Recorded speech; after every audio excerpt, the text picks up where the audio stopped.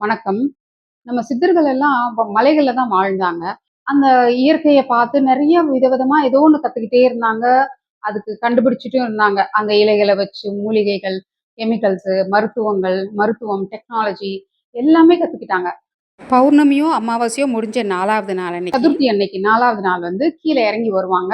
மக்களுக்கு தீர்வெல்லாம் சொல்லுவாங்க, மருத்துவம் சொல்லுவாங்க, எல்லாம் சொல்லுவாங்க. அப்படி சொல்லும்போது, அவங்க கண்டுபிடிச்சதையும் குடுத்துட்டு போயிடுவாங்க. இத வச்சு நீங்க எல்லாம் பண்ணுங்கன்னு. புதுசு புதுசா தயாரிப்பாங்க. ஒரு ஒரு ப்ராடக்ட்டா தயாரிப்பாங்க. அத மெயின்டனன்ஸ் பண்றதெல்லாம் வந்து மக்கள் வந்து அவங்க அவங்க கிட்ட விட்டுருவாங்க. புதுசா கண்டுபிடிப்பாங்க. அத குடுத்துட்டு போயிடுவாங்க. அது மெயின்டனன்ஸ் இதெல்லாம் வந்து அதோட ரிப்பேர் வேலை இதெல்லாம் வந்து மக்கள் பார்த்துக்கணும். நெறைய பண்ணி பண்ணி பண்ணி வச்சுட்டு போயிருக்கிறாங்க.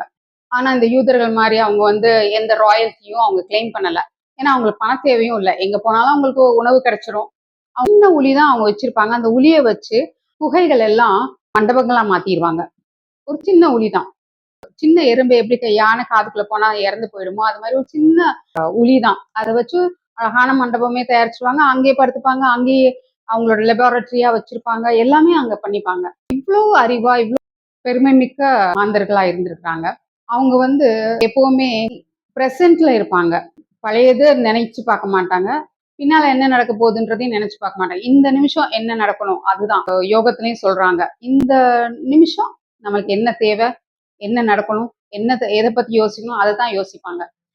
பழசையோ, இல்ல நடக்க போறத பின்னால என்ன நடக்க போகுதோ அத பத்திலாம் நினைக்கிறது கிடையாது. அது மாதிரி தான் நம்மளும் வாழணும்னு அவங்க எதிர்பார்க்குறாங்க. நம்ம அத நடத்துவோம். இந்த சத்திய யுகத்துல அதே மாரி நடந்து காட்டுவோம். அவங்களோட ஆசீர்வாதத்தோட அவங்கள போலவே நாம வாழ்வோம். நன்றி.